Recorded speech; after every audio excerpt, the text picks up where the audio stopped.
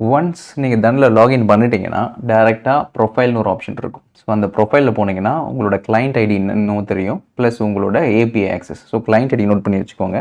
இதுதான் உங்களோட client ID. And then ஏபிஐன்றது வந்து நீங்கள் செப்பரேட்டாக க்ரியேட் பண்ணணும். ஜெனரேட் ஆக்சஸ் டோக்கன் இருக்கு இல்லையா, இந்த மாதிரி நீங்கள் generate new access token create பண்ணிங்கன்னா இந்த மாதிரி க்ரியேட் ஆயிரும்.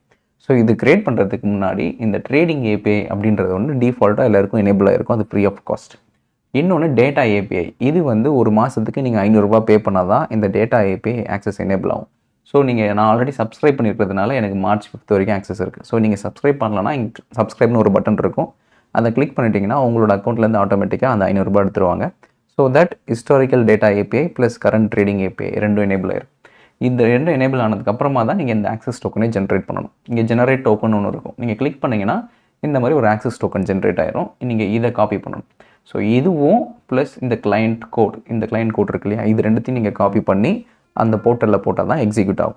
ஸோ இது ரெண்டுத்தையும் நான் காப்பி பண்ணி இப்போ பேஸ்ட் பண்ணி ஒரு சென்செக்ஸில் ஏதாவது ஒரு ஷார்ட் ஸ்ட்ராடலோ இல்லை ஸ்ட்ராங்கிளோ இல்லை ப்ரீமியம் பேஸ்டோ எப்படி ஆர்டர் போகுது, எப்படி அதுக்கான ஸ்டாப் லாஸ் பிளேஸ் ஆகுது அப்படின்றத ஃபஸ்ட்டு பார்ப்போம். இப்போ கரண்ட்டாக என்னோட சிஸ்டமில் ஆல்ரெடி நிஃப்டி அல்கோரிதம் ரன் ஆகிட்டு இருக்கு. ஸோ இப்போ நம்ம நிஃப்டியில் ஆர்டர் பிளேஸ் பண்ண வேண்டாம், டேரெக்டாக சென்செக்ஸில் ஆர்டர் பிளேஸ் பண்ணுவோம்.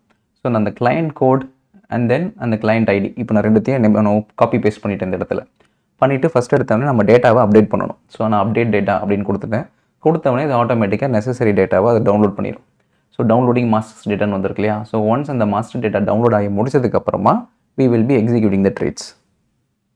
ஸோ இப்போது டேட்டா டவுன்லோட் ஆகிடுச்சு. இப்போ நான் என்ன பண்ண போகிறேன்னா இங்கே ட்ராப் டவுனில் சென்செக்ஸ் இருக்கு இல்லையா, நான் சென்செக்ஸ் கொடுத்துட்டு இந்த ஃபெச் எக்ஸ்பைரின்னு கொடுத்துட்டா அதுவே ஆட்டோமேட்டிக்காக சென்செக்ஸ்க்கான அவைலபிள் எக்ஸ்பைரி என்னென்ன இருக்கோ அது வந்துடும். ஸோ இப்போ நியர்பை எக்ஸ்பைரின்னு பார்த்தா 12th Feb நான் அதை செலக்ட் பண்ணிட்டேன். இப்போ ஃபஸ்ட்டு ஷார்ட் ஸ்ட்ராடல் செலக்ட் பண்ணுவோம்.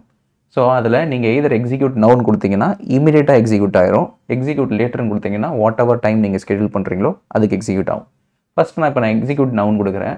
இப்போ எக்ஸிக்யூட் நவுன் கொடுத்தோடனே அதுவே சென்செக்ஸோட ப்ரைஸ் என்னென்னு பார்த்துட்டு கரண்ட் ப்ரைஸ் என்னென்னு பார்த்துட்டு இப்போ ஆர்டர் பிளேஸ் பண்ணுது. So both call option plus put option, ஸ்ட்ராடலோட call option put option order place ஆயிரும். அதுக்கான ரெஸ்பெக்டிவ் ஸ்டாப் லாஸ் ஆர்டர்ஸும் நீங்கள் ஆர்டர் ஸ்டெப்பில் போனீங்கன்னா பார்க்கலாம். Both Sensex call option and put option stop loss ஆர்டர்ஸும் பிளேஸ் ஆயிடுச்சு. ஸோ ஜென்ரிக்காக நீங்கள் என்ன ஸ்டாப் லாஸ் வேணால் மென்ஷன் பண்ணிக்கலாம். இங்கே நான் ஒரு லாட்டுன்னு போட்டிருக்கேன், 25% ஸ்டாப் லாஸ் போட்டிருக்கேன்.